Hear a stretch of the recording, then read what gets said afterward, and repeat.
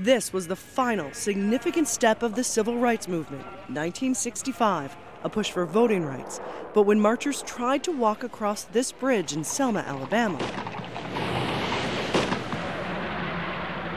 I was just horrified. It just stunned me. For Clark Olson, those images not only horrified him, they changed his life.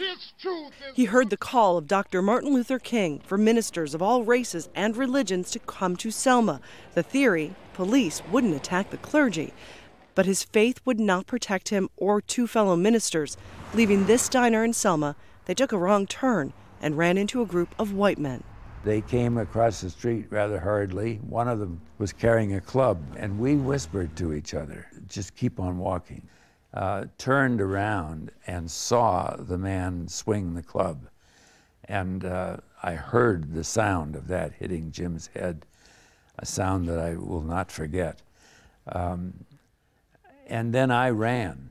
His friend Jim Reed died 2 days later, and his death would do more to galvanize the country than the horrific images of so many blacks being mercilessly beaten because Reed was a minister and he was white. Americans protested across the country, and on the day Reed was buried, President Johnson introduced the Voting Rights Act, ensuring African Americans the right to vote. One good man, a man of God, was killed. It has been half a century since Olson held his friend's hand and watched him slip into unconsciousness and into the pages of history, a moment and a story he's told many times since.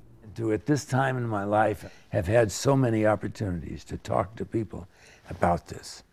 My God, that's just...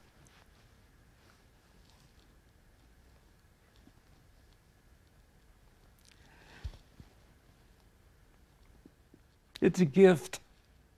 It's a gift to me. He never crossed that bridge in Selma with the others back then, but this Saturday, 50 years later, he will finally get his chance.